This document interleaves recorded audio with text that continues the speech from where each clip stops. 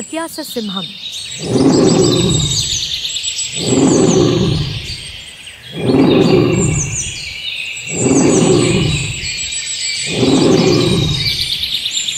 వేడికట్టిన వేసవిలో సింహం అరణ్యంలో తిరుగుతూ ఆకలితో అలసిపోయింది.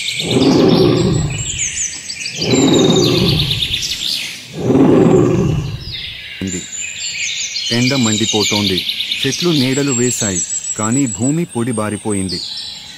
సింహం కడుపు మోతమోగుతూ తినడానికి ఏదైనా వెతుకుతోంది.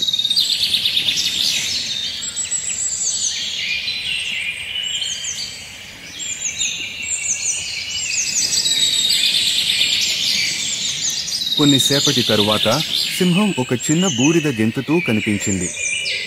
అది దాన్ని పట్టుకోవడానికి సిద్ధమైంది, కానీ ఒక్కసారిగా ఆగిపోయింది.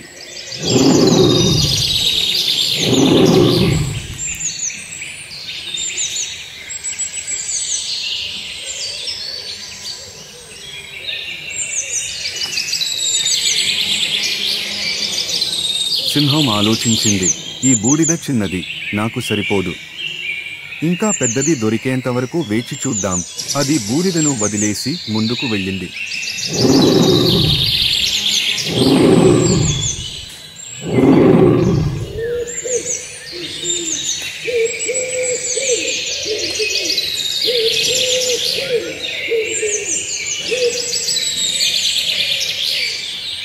కొద్దిసేపటికి సింహం ఊహించినంత పెద్దగా ఒక జింక గడ్డి మేస్తూ కనిపించింది.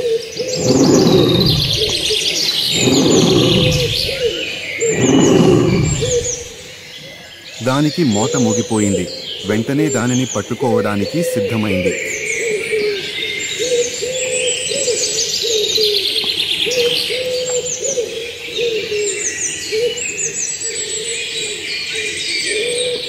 సింహం ఒక్కసారిగా దూకింది, కానీ జింక అది గమనించి పరిగెత్తింది.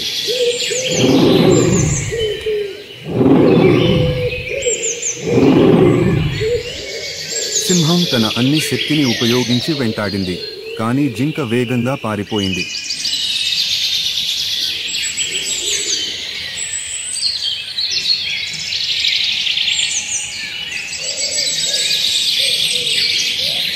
తన శక్తి మొత్తం అయిపోయి సింహం తిరిగి బూడిద కనిపించిన చోటికి వచ్చింది, కానీ అది అప్పటికే కనబడలేదు. అది కూర్చొని తన తప్పును అర్థం చేసుకుంది. తన లోభం వలన ఏమీ దొరకలేదు.